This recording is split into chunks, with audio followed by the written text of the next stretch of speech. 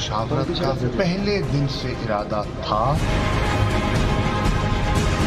P T I کی طرف سے عمران خان صاحب نے جلدی پہل کر دی۔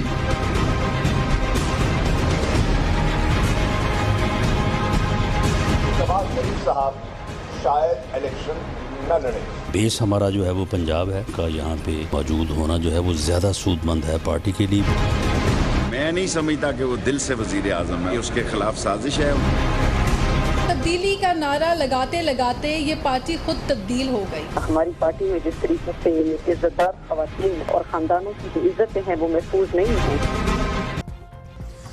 بسم اللہ الرحمن الرحیم، السلام علیکم ناظرین، دنیا نیوز پر آپ دیکھ رہے ہیں پروگرام نقطہ نظر۔ میں ہوں آپ کا میزبان محمد اجمل جامی۔ اسلام آباد اسٹوڈیو سے مجھے جوائن کریں گے مجیب الرحمان شامی صاحب۔ بات ہوگی آج نئے وزیر اعظم پاکستان کی اور پاکستان تحریک انصاف کو پہنچنے والے ایک اور جھٹکے کی، جس سے میری مراد عائشہ گلالائی ہیں، جنہوں نے پارٹی کو خیر آباد کہہ دیا ہے۔ ساتھ ساتھ خیبر پختونخوا کی جو سیاست ہے وہاں بھی ہلچل ہے، دلچسپ خبریں آ رہی ہیں کہ اپوزیشن پارٹیاں تحریک عدم اعتماد لانے کا فیصلہ وہاں پر کر چکی ہیں پرویز خٹک صاحب کے خلاف۔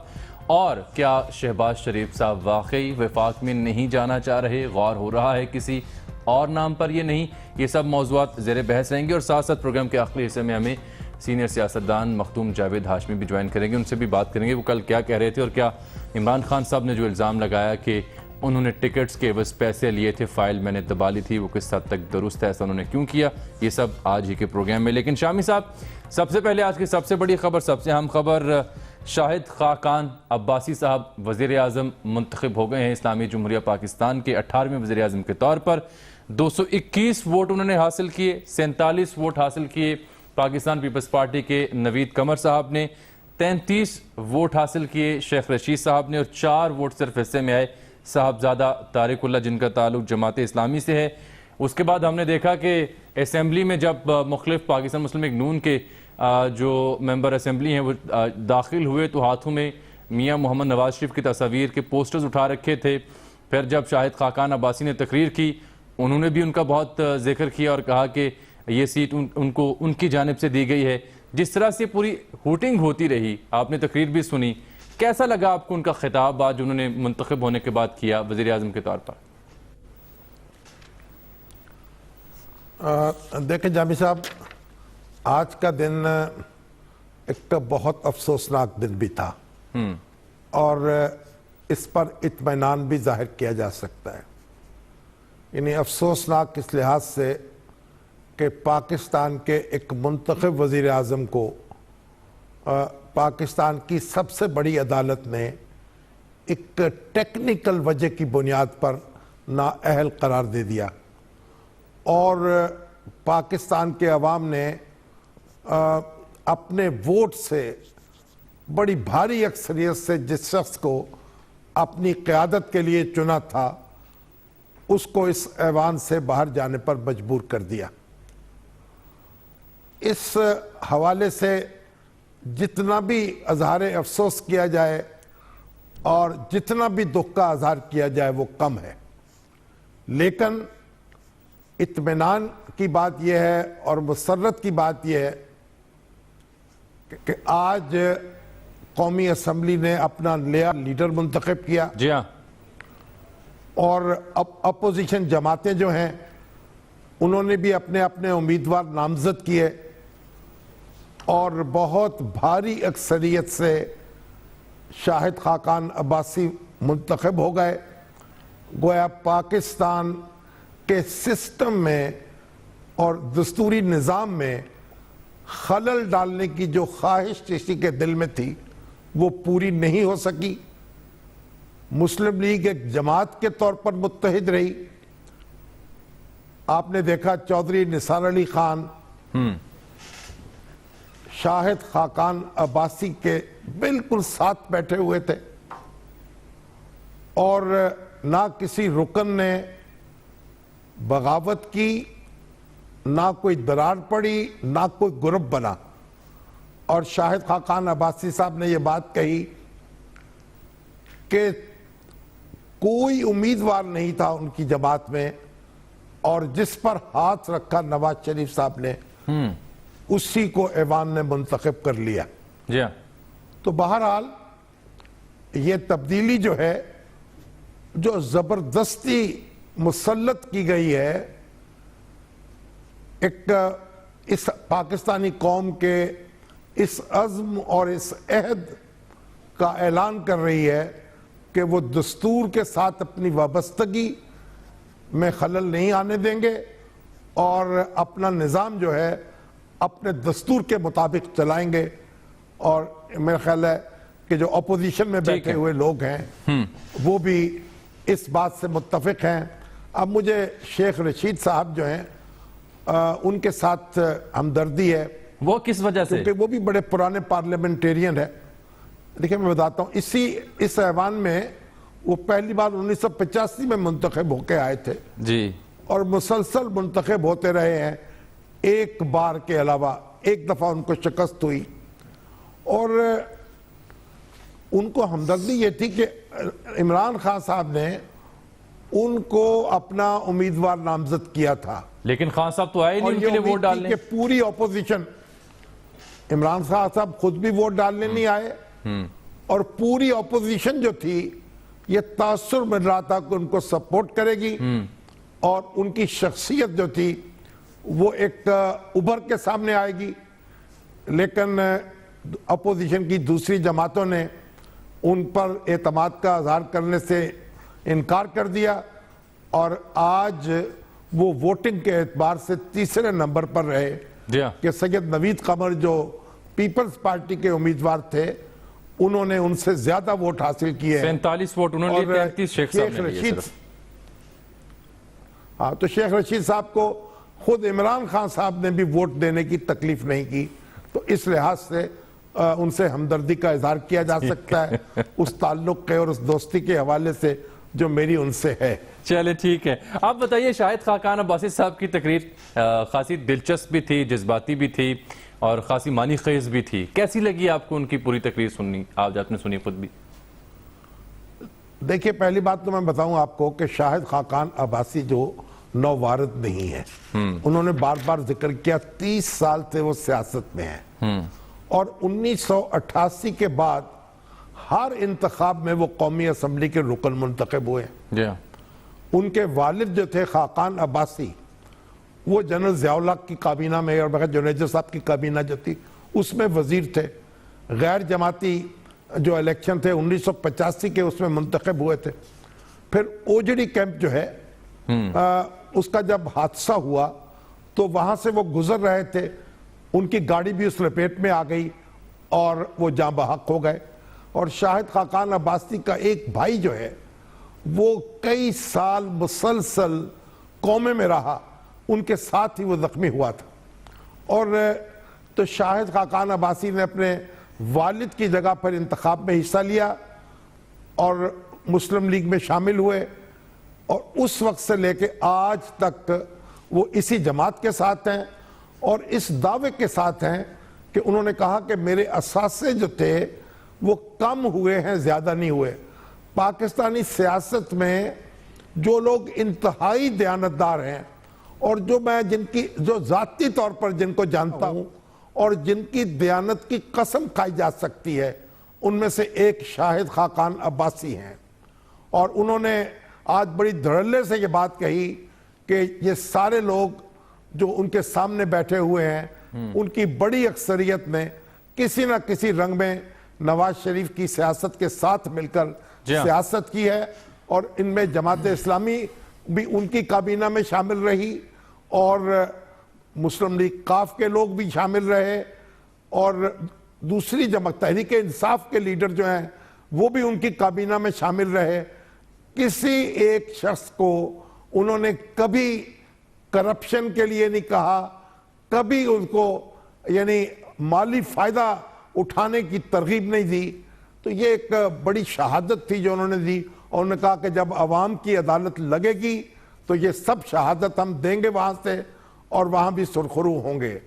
تو یہ اب شاہد خاقان عباسی جو ہیں پڑھے لکھے آدمی ہیں، امریکہ میں تعلیم حاصل کی، انجینئر ہیں، بزنس مین ہیں، ایک اپنا تجربہ رکھتے ہیں. ایل این جی کی امپورٹ جو ہے ان کا ایک بڑا کارنامہ ہے کیونکہ یہ جو آئل مافیا ہے اور جو پیٹرول مافیا ہے یہ تو LNG آنے نہیں دینا چاہتا تھا پاکستان میں. نہیں وہ تو بات ٹھیک ہے، لیکن آج آپ نے ان کی تقریر کے دوران سنا ہوگا، آج آپ نے تقریر کے دوران سنا ہوگا کہ اپوزیشن بینچز سے بار بار LNG کے نعرے لگ رہے تھے، تو انہوں نے پھر جواباً کہا جناب اس موضوع پر انہوں نے کہا اس موضوع پر بالخصوص اگر کسی نے بات کرنی ہے تو میں 24 گھنٹے دستیاب ہوں، یہاں کر لیں، کسی ٹی وی پہ جا کر لیں، جہاں چاہیں گے وہاں بات کرنے کو تیار ہوں، موجود ہوں یہاں پر 24 گھنٹے کے لیے. جو اس کا ٹرمینل تعمیر ہوا ریکارڈ مدت میں، اور اگر یہ LNG امپورٹ نہ ہوتی تو پاکستان میں ایک تو صنعت کا پہیہ روان رکھنے میں دشواری ہوتی اور بجلی جو ہے اس کی کمی پہ قابو پانے میں دشواری ہوتی. تو یہ ایک بڑا کارنامہ ہے LNG کی درآمد جو ہے اس کو ممکن بنانے کا. تو بہرحال امید ہے کہ انہوں نے خود کہا ہے کہ میں 45 دن میں 45 مہینوں کا کام کروں گا. اور آپ یہ سمجھیے کہ اس کابینہ میں بھی نواز شریف صاحب کی روح جو ہے دوڑ رہی ہوگی اور ان کے سائے میں یہ کابینہ کام کرے گی. اور میرا ذاتی خیال یہ ہے کہ کم و بیش وہی لوگ وزیر رہیں گے اور آج حلف اٹھائیں گے جو کہ نواز شریف صاحب کے ساتھ. چوہے نثار علی خان صاحب بھی ہوں گے؟ مجھے کوئی وجہ نظر نہیں آتی کہ چودھری نثار علی خان صاحب کیوں پیچھے ہٹیں گے. باقی کیونکہ وہ آج ساتھ بیٹھے ہوئے تھے اس گھڑی میں، تو ان کی جو سپورٹ ہے اس کی زیادہ ضرورت ہے. جہاں تک میری رائے ہے، غلط ہو سکتی ہے لیکن میری رائے ہے وہ پیچھے نہیں ہٹیں گے اور انہیں نہیں ہٹنا چاہیے. شامی صاحب آپ ذرا آگے بھی بڑھنے ہیں، بہت سی اہم موضوعات باقی ہیں. مختصر اگر ہم اس پہ بات کر لیں کہ شاہد خاقان عباسی کو کیا چیلنجز درپیش ہوں گے ان 45 دنوں میں، یا میں بھی وہ آگے بھی چلے جائیں ان کا ایک ٹرنیور، لیکن 45 دنوں کی بات کر لیتے ہیں، ان میں کیا بڑے بنیادی 2-3 چیلنجز انہیں درپیش ہو سکتے ہیں بحیثیت وزیر اعظم پاکستان؟ نہیں، چیلنج تو ان کو وہی درپیش ہوں گے جو نواز شریف صاحب کو تھے. اور ایک چیلنج تو بڑا ان کو یہ پیش ہوگا کہ جو اب نواز شریف صاحب کے خلاف جو کارروائی ہو رہی ہے اور جس طرح ان کو ٹارگٹ بنایا جا رہا ہے، اور یوں سمجھیں کہ آپ جس طرح ایک سزا دی جا رہی ہے، یعنی ایک اس پاکستان کی ترقی کے ایجنڈے پر کام کرنے کی، تو یہ بھی ایک بڑا چیلنج ہوگا. تو حالات کا سیاسی طور پر بھی انہوں نے مقابلہ کرنا ہے اور انتظامی طور پر بھی مقابلہ کرنا ہے اور عدالتی طور پر بھی مقابلہ کرنا ہے اور قانونی طور پر بھی مقابلہ کرنا ہے. بالکل ٹھیک ہو گیا. میرا خیال ہے کہ باقی تو پالیسیز تو وہی رہیں گی، ان میں کوئی تبدیلی کی ضرورت نہیں ہوگی. بالکل ٹھیک ہے. اب بات کر رہے تھے شہباز شریف صاحب کی. کل بھی ہم نے اس کا ذکر کیا تھا کہ وفاق میں جانے سے لگ رہا ہے کہ شاید وہ خود گریز ہیں یا انہیں مشورہ دیا جا رہا ہے، جس وجہ سے یہ تاثر ابھر کے سامنے آ رہا ہے کہ اس حوالے سے بھی ایک دوسری رائے قائم ہو گئی ہے کہ شاید شہباز شریف صاحب کو وفاق میں نہیں جانا چاہیے باقی مدت پورنے کرنے کے لیے بحیثیت وزیر اعظم. لیکن آج رانا ثناءاللہ صاحب کا بیان میں آپ کو پہلے سناتا ہوں، انہوں نے اس بارے میں کیا کہا. انہوں نے ہی فیصلہ کرنا ہے، لیکن پارٹی میں ایک یہ رائے موجود ہے جس کو میں ذاتی طور پہ بھی انڈورس کرتا ہوں کہ میاں شہباز شریف صاحب نے جس رفتار اور معیار سے پنجاب میں جو ہے وہ پروجیکٹس کو وہ مکمل کرنے جا رہے ہیں اور جس طرح سے پنجاب میں جو ہے وہ ایک خدمت کا عمل جو ہے وہ جاری ہے، تو اس کی ایک بروقت اور اس کی ایک جو ہے وہ ایک کمپلیشن کا مرحلہ جو کہ اس وقت موجود ہے، اس پہ جو ہے وہ ان کا یہاں پہ موجود ہونا جو ہے وہ زیادہ سود مند ہے پارٹی کے لیے بھی اور صوبے کے لیے. کچھ پارٹی میں حلقے یہ کہتے ہیں کہ وہ وزیر اعلیٰ پنجاب ہی رہیں، قومی اسمبلی کا الیکشن نہ لڑیں، اور یہ جو ہے یہ بیس ہمارا جو ہے وہ پنجاب ہے. تو اس لیے یہ ایک چیز جو ہے یہ بعض حلقوں کی، بعض لوگوں کی یہ رائے ہے اور یقیناً یہ پارٹی لیڈر میاں نواز شریف صاحب کے بھی جو ہے وہ پیش نظر ہے. شاہم صاحب، یہ ہمارے دنیا نیوز لاہور کے رپورٹر تھے لیاقت انصاری، جو رانا ثناءاللہ صاحب سے گفتگو کر رہے تھے، جس میں انہوں نے اپنی رائے کا اظہار کیا کہ یہ بیس کیمپ ہے، اسے کسی طور پر بھی سیاسی طور پر ڈسٹرب نہیں کیا جانا چاہیے. آپ کی بھی اس بارے میں کچھ لوگوں سے بات چیت ہوئی ہوگی جو پاکستان مسلم لیگ نون سے تعلق رکھتے ہیں. کیا واقعی یہ خیال پایا جاتا ہے اور یہ سپلٹ ہو گئی اوپینین؟ دیکھیے، مسلم لیگ نون کے کئی ذمہ داروں سے میری بات ہوئی ہے، پنجاب کابینہ کے وزیروں سے بھی تبادلہ خیال ہوا ہے. अक्सर की राय ये है कि पंजाब में कोई तब्दीली इंतखाब से पहले नहीं आनी चाहिए, और उनका कहना यह कि वज़ीर आज़म नवाज शरीफ, साबिक़ वज़ीर आज़म नवाज शरीफ जो पार्टी के सरबराह हैं, तो उनसे वो गुजारिश करेंगे। अब देखें, इसके हक़ में भी दलाइल हैं और काफ़ी वज़नी दलाइल हैं। उनका यानी उनके ये लोग जो ये राय रखते हैं, उनका कहना यह है कि शहबाज शरीफ साहब एक ख़ास रफ्तार से सूबे को चला रहे हैं और एक तवाज़ुन उन्होंने बरकरार रखा हुआ है। पार्टी की सफ़ों में भी एक हम आहंगी है और तरक्याती काम जो है उनकी रफ्तार भी तेज़तर है। तो इसलिए शहबाज शरीफ साहब को पंजाब का जो सूबा है उसे खैरबाद नहीं कहना चाहिए इंतखाबात से पहले। अब ये इस पे अपना अपना मौक़िफ़ है, अपनी अपनी राय है और इस पे बहस जारी रहेगी और देखते हैं कि आइंदा चंद रोज़ में इस हवाले से क्या फैसला होता है। वैसे शामी साहब आप सियासत को भी करीब से देखते हैं, दिहाइयों होगी आपको इस काम को देखते हुए, इस पर तबसरा तज़िया करते हुए। आपकी ज़ाती राय मैं पूछना चाहता हूँ कि एक पॉलिटिकल कमेंटेटर के तौर पर, एक अखबार नवीस के तौर पर, आप क्या समझते हैं कि शहबाज शरीफ साहब का पंजाब से वफाक में जाना पाकिस्तान मुस्लिम लीग नून की जो सियासी बेस है उसके लिए फ़ायदेमंद होगा या नुकसानदेह? देखिए, सियासी फैसले सियासी जमातों को खुद करने चाहिए और हमें कोई मशवरे की बीमारी लाहक नहीं होनी चाहिए। ठीक है, कि हर वक्त हम कोई मशवरा देने पर तैयार रहें। कोई दोस्त हमारे ऐसे हैं जिनको ये बीमारी लाहक है, लेकिन मैं सोचता रहता हूँ, इसको दबाता रहता हूँ कि ये इसका कोई इलाज होता रहे साथ साथ। बात यह है कि शहबाज शरीफ साहब के जो दोस्त हैं, जो उनको यहाँ देखना चाहते हैं, उनकी बात में भी बड़ा वज़न है, इस्तदलाल उनका मजबूत है, और जो उनको वहाँ मरकज़ में ले जाना चाहते हैं उनके पास अपने दलाइल हैं। अब उसके मुताबिक ही फैसला होगा, लेकिन मेरा ख्याल है कि जो नशिस्त यहाँ नवाज शरीफ साहब की खाली होगी, उस नशिस्त पर बहरहाल जो भी इलेक्शन लड़ेगा उस वक्त ये वाज़े हो जाएगा कि शहबाज शरीफ साहब का एक ब्रेक अभी हमें यहाँ लेनी है प्रोग्राम में रहेंगे। और नाज़रीन, इस ब्रेक के बाद बहुत ही अहम मौजू बाकी है। पाकिस्तान तहरीक इंसाफ के हवाले से आयशा गुललाई ने आज खैरबाद कहा है PTI को, क्यों उन्हें ये इकदाम करना पड़ा, उन्हीं की ज़ुबानी हम जानेंगे उन्होंने आज TV को क्या मौक़िफ़ दिया। एक ब्रेक के बाद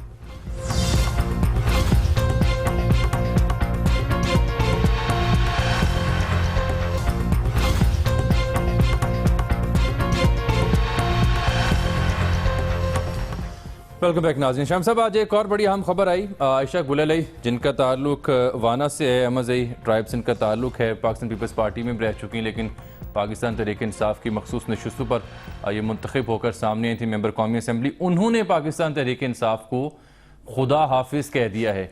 मैं साथ TV पे चलाऊँगा उनके जो फेसबुक अकाउंट पे आज जो इबारत सामने आई, जिसमें उन्होंने अपने तमाम जो चार्जेस से, एलिगेशन से वो फ्रेम किए, और बाद में पाकिस्तान तहरीक इंसाफ के दोस्तों ने ये कहा कि उनका जो अकाउंट्स हैं वो हैक हो गए थे, वो पाकिस्तान तहरीक इंसाफ को नहीं छोड़ रही। लेकिन फिर उन्होंने खुद दुनिया TV से जब टेलीफोन पर गुफ्तगू की तो उन्होंने क्या कहा, पहले ज़रा ये देखिए, फिर शामी साहब का तबसरा इस पर आएगा। मुझे अफसोस के साथ इन्फॉर्म मैं कर रही हूँ आपको, मैं पार्टी छोड़ रही हूँ, और इसकी वजह यह है कि हमारी पार्टी में जिस तरीके से इज़्ज़तदार ख़वातीन और ख़ानदानों की जो इज़्ज़तें हैं वो महफूज नहीं हैं, और ये पार्टी चेयरमैन जो हैं इमरान खान, ये उनकी वजह से हमारे पाकिस्तान की जो माएँ हैं, बहनें हैं, उनकी इज़्ज़तें, अफसोस की बात यह है कि उनकी महफूज आज नहीं है। मैं जी बहुत अरसे से मैं क्योंकि मैं तो हम तो एक पख्तून घराने से ताल्लुक़ रखते हैं और हमारे लिए इज़्ज़त और गैरत ही सबसे बड़ी चीज़ होती है, और यहाँ पे 2 नंबर पठान जो हैं वो अपने आप को पठान भी कहते हैं, लेकिन उनकी वजह से जो है वो मैं काफ़ी अरसे से मैं इस चीज़ को बर्दाश्त कर रही थी। बाकी चीज़ें मैं प्रेस कॉन्फ्रेंस में इंशाल्लाह तफसीलन बताऊंगी, मैं सिर्फ आप लोगों के लिए कह रही हूँ। और दूसरी बात यह है कि देखें, मैं ये समझती हूँ कि आर्टिकल 62 और 63 जिस तरीके से एक मुल्क का सरबराह जो है اگر مورلی کرپٹ ایک انسان ہو تو اس کو بھی اس کے اوپر بھی لاگو ہو. شام صاحب آپ نے گفتگو سنی محترمہ عائشہ گلالئی کی. خان صاحب کا نام لے کر انہوں نے کہا پارٹی چیئرمین جو ہیں ان کی وجہ سے عزتیں محفوظ نہیں ہیں وغیرہ وغیرہ وغیرہ. جامی صاحب یہ جو گفتگو ہے جی اس کو سن کر یعنی میری زبان گنگ ہو گئی ہے. اور یہ عائشہ جو ہیں یہ وزیرستان سے ان کا تعلق ہے اور یہ ظاہر ہے کہ پختون روایات جو ہیں ایک اپنا ان کا معاملہ ہے. اور یہ سب سے میرا خیال کم عمر رکن اسمبلی ہیں اور ایک سماجی کارکن کے طور پر انہوں نے کام کیا اور پیپلز پارٹی میں رہیں اور پھر تحریک انصاف میں شامل ہوئیں اور کئی برس ہو گئے ان کو. یہاں کی مخصوص نشستیں جو خواتین کی ہیں اس پر ان کا انتخاب ہوا اور جو یہ بات کہہ رہی ہیں میں یعنی یقین کیجئے کہ میں سمجھ نہیں پا رہا اور مجھے الفاظ نہیں مل رہے کہ میں ان پر کیا تبصرہ کروں اور کس طرح کی بات کروں. اور عمران خان صاحب کے حوالے سے جو کچھ دنیا میں چھپتا رہا ہے اور جو کچھ کہا جاتا رہا ہے وہ یعنی ایک قصہ ماضی ان کو سمجھا جاتا ہے اس کو. اور ابھی آپ دیکھیں کہ جو تحریک انصاف کے اندر جو خواتین کی پارٹیسپیشن ہے اور جو خواتین کا اپنا انداز ہے اس پر ان کے مخالفین جو ہیں وہ اعتراض کرتے رہتے ہیں لیکن ان کے اپنے حلقوں سے اتنی شدت سے اور اتنی براہ راست اور اتنی دو ٹوک جو آواز بلند ہوئی ہے میں تو بس مجھے اب بس میں کچھ بول نہیں سکتا اس پہ. شام صاحب دیکھیں اس سے پہلے بس اس پہ کیا آگے کہا جائے. ناز بلوچ نے پہلے ایسے خداحافظ کا عائشہ گلالئی بھی آ گئی ہیں لیکن اب میں بتاؤں کہ جواب جو دیا جا رہا ہے نعیم الحق صاحب کے توسط سے انہوں نے جو بات کہی تھی وہ یہ کہہ رہے ہیں کہ NA1 پشاور کی سیٹ ہے وہ انہوں نے کہا تھا کہ مجھے جنرل الیکشن میں لڑنے کے لیے ٹکٹ دیا جائے تو خان صاحب نے کہا ابھی تو بورڈ ہی نہیں بیٹھا تو اس سے ناراض ہو کر بظاہر ہی آ گئی ہیں. مطلب یہ بھی ایک تاثر دیا جا رہا ہے جواب میں پی ٹی آئی کے حلقوں کی جانب سے کہ یہ وجہ ہے کہ انہوں نے پارٹی کوئٹ کر دی. آپ ایک بات یہ بتائیے یہ کتنی احمقانہ بات ہے کہ ایک خاتون جو ہے جو رکن اسمبلی ہے اس وقت قومی اسمبلی کی رکن ہے وہ کہے گی کہ مجھے پشاور سے انتخاب لڑنے دیا جائے. 1 سال ابھی باقی ہے اگلے انتخاب کی جنرل نشست کی بات وہ کر رہے ہیں. یہی تو میں بات کر رہا ہوں نا. آپ اس پہ غور کریں نا کہ اس سے کیا سرخاب کا پر لگ جاتا ہے ان کو. جو خاتون مخصوص نشست پر منتخب ہوتی ہے اور جو عام نشست پہ منتخب ہوتی ہے اس کے حقوق اور مراعات کے حوالے سے کوئی فرق نہیں ہے. یعنی یہ تمام ارکان قومی اسمبلی ایک جیسے حقوق رکھتے ہیں ان کا ایک جیسا استحقاق ہے. اور وہ وزیر اعظم اس وقت وہ وزیر اعظم کا انتخاب بھی لڑ سکتی ہیں اور کوئی دوسری خاتون رکن اسمبلی جو مخصوص نشستوں پر کامیاب ہوئی ہو اس کو بھی حق ہے کہ وزیر اعظم کا اب شام صاحب کل عائشہ گلالئی نے یہ کہا ہے کہ کل وہ ایک تفصیلی پریس کانفرنس کریں گے جس میں تمام تر جو انہوں نے الزامات لگائے ان کی تفصیلات سے آگاہ کریں گی قوم کو. وہ کہہ رہے ہیں پریس کانفرنس کر کے سارا کچھ آگاہ کریں گے. وہ بات تو الگ ہے. جی بھائی بات تو سنیں. جو جواب دیا ہے ان کا نعیم الحق صاحب نے وہ انتہائی بودا ہے. اس پہ کوئی استدلال نہیں ہے. ایک شخص خود ایک منصب اس وقت وہ اگر تو رکن قومی اسمبلی نہ ہوتی اور پھر یہ الزام لگایا جاتا یا جواب دیا جاتا تو اس میں وزن ہوتا. میں سمجھتا ہوں کہ ہمارے جو تحریک انصاف کے رہنما ہیں اور خود عمران خان صاحب جو ہیں ان کو جائزہ لینا چاہیے اپنے معاملات کا اور دیکھنا چاہیے کہ کیا رویے تھے جن سے ان کو یہ شکایت پیدا ہوئی ہے اور اس کا ازالہ کیوں کر ممکن ہے. اس پہ کوئی بات بنانے کی ضرورت نہیں ہے. اس میں جائزہ لینے کی ضرورت ہے اور اپنی غلطی جو ہے اور اپنا اسلوب جو ہے اس کو تبدیل کرنے کی ضرورت ہے. چلے یا شامی صاحب، یاسر حسین صاحب نے پشاور سے ہمیں جوائن کیا، دنیا نیوز پشاور کے یہ کورسپونڈنٹ ہیں اور وہاں کی سیاست پر نظر رکھتے ہیں. ابھی وہ خبر انہوں نے آج یہ دی ہے کہ پرویز خٹک صاحب کے لیے ایک مشکل پیدا اس لیے ہو گئی ہے کہ جو پاکستان مسلم لیگ نون کے وہاں پر جو سیاستدان ہیں انہوں نے یہ فیصلہ کیا ہے کہ وہ پرویز خٹک صاحب کے خلاف تحریک عدم اعتماد لے کر آئیں گے، اور جو پاکستان تحریک انصاف کے ناراض پارلیمنٹیرینز ہیں ان سے بھی وہ رابطے میں ہیں اور اپوزیشن کے دیگر جماعتوں سے بھی رابطے میں ہیں. تو جو نمبر گیم ہے وہ خاصی دلچسپ ہو جائے گی اگر پاکستان تحریک انصاف کے جو ناراض دھڑا ہے وہ اگر ووٹ دیتا ہے پرویز خٹک صاحب کے خلاف. تو صورتحال ان سے جان لیتے ہیں پھر آپ کا تبصرہ. السلام علیکم یاسر. یاسر یہ بتائیں کہ یہ کیسے اچانک یہ سب کچھ ہو گیا اور کس کس کی حامی حاصل ہے یا حمایت حاصل ہے پاکستان مسلم لیگ نون کو، اور کتنے ناراض اراکین ہیں پاکستان تحریک انصاف کے جو جا سکتے ہیں ووٹ دینے کے لیے؟ جی دیکھیں، اپوزیشن خصوصاً جو مسلم لیگ نون ہے اس کو جب یہ موقع ملا ہے باقاعدہ، جب انہوں نے دیکھا کہ اپنے ہی جو سٹنگ وزیر اعلیٰ ہیں اس کے خلاف پاکستان تحریک انصاف کے دو اہم وزراء وہ ان کے خلاف بغاوت پر کھڑے ہو چکے ہیں، اور یہ بات جو ہے تقریباً 1 سے 1.5 ماہ پہلے سے یہ سلسلہ شروع ہو گیا تھا. عاطف خان اور شہرام ترکی، تو یہی وجہ ہے کہ کچھ روز قبل ہی یہ شکایت اتنی بڑھ چکی تھی وزیر اعلیٰ کے خلاف کہ عمران خان صاحب نے جو قومی وطن پارٹی کو پارٹی سے نکالنا، اتحاد سے نکالنے کا فوری طور پر جو حکم دیا تو شاہ فرمان صاحب نے فوری طور پر وزیر اعلیٰ صاحب کو آگاہ کیے بغیر انہوں نے پریس کانفرنس بھی کر ڈالی. یہی وجہ ہے کہ جب قومی وطن پارٹی کو نکالا گیا تو اس کے بعد جو ہے وزیر اعلیٰ صاحب نے اپنا بھی عمران خان سے ملاقات میں احتجاج سے بھی ریکارڈ کروایا اور باقاعدہ کہا بھی. لیکن اب کی جو صورتحال ہے وہ یہ ہے کہ اس وقت مسلم لیگ نون نے پارلیمانی لیڈر ہیں خیبر پختونخوا اسمبلی کے PMLN کے، انہوں نے عدم اعتماد کا ووٹ لانے کے لیے، تحریک لانے کے لیے باقاعدہ اعلان فیصلہ کر لیا ہے، اور اس حوالے سے انہوں نے اپوزیشن جماعتوں سے بھی مشاورت شروع کر دی ہے. میں بتاتا چلوں اس وقت KP اسمبلی میں 123 ارکان کی اسمبلی ہے، اس میں اب قومی وطن پارٹی جو ہے اپوزیشن بینچز میں بیٹھے گی. تو اسی طرح PTI کی جو 61 ممبران ہیں جماعت اسلامی کے 7 ہیں، اور ایک آزاد امیدوار کی بھی حمایت حاصل ہے تحریک انصاف کو، شاہ فیصل.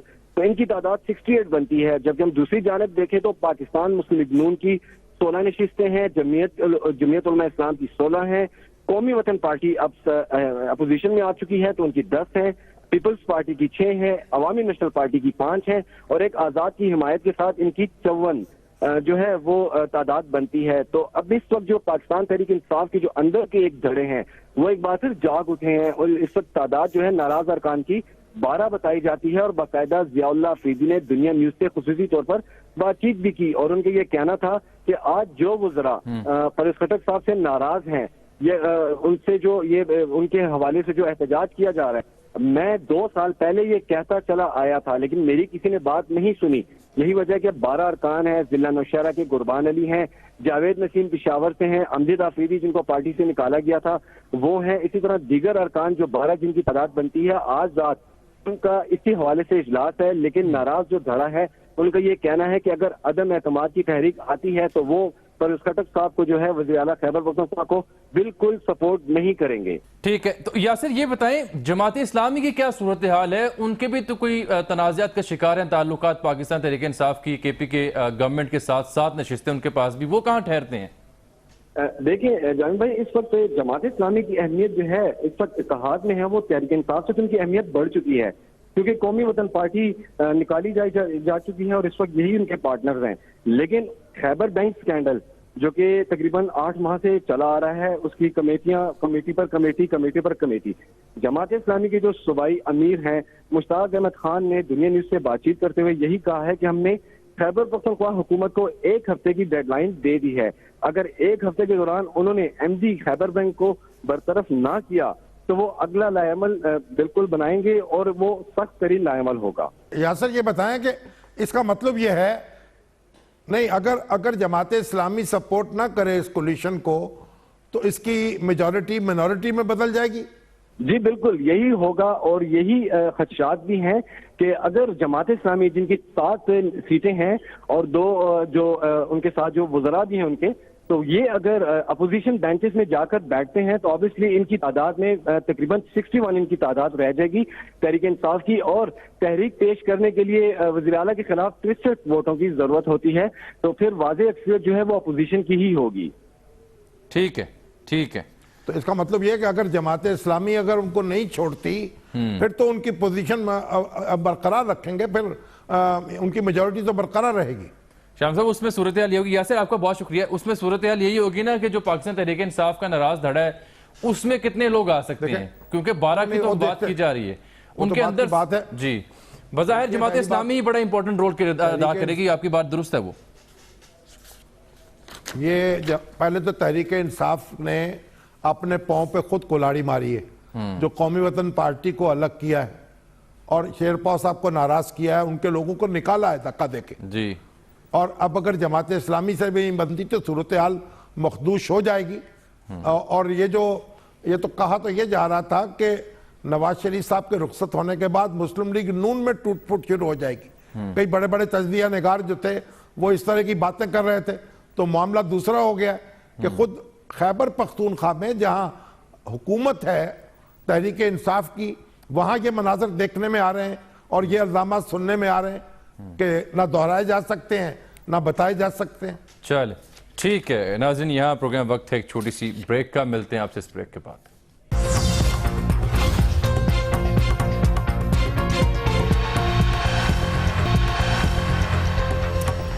ویلکم بیک ناظرین. شام صاحب ابھی ہمیں جوائن کیا سینئر سیاستدان جناب جاوید ہاشمی صاحب نے، ملتان سے براہ راست ہمارے ساتھ موجود ہیں. ان کی پریس کانفرنس پر کپتان کے جواب اور پھر جوابی الزام، آپ ہی شروع کریں گفتگو، اب میں کیا کہوں؟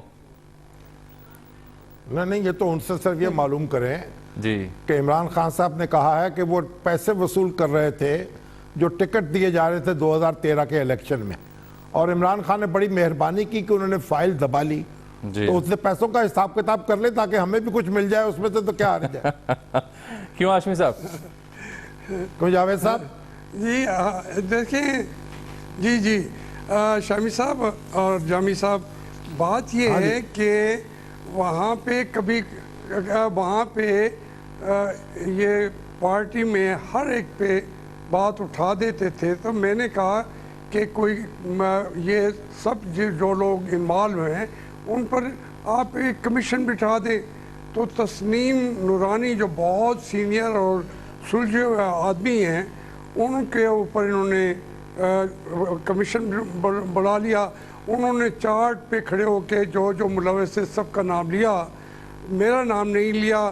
تو میں کھڑا ہو گیا، میں نے کہا میں نے سنی تھی باتیں ادھر ادھر سے، آج میرا نام آپ کیوں نہیں بتاتے؟ یہ ہماری جنرل کونسل کا ہاشمی صاحب وہ نورانی صاحب نے کن لوگوں کے نام لیے تھے وہاں پر؟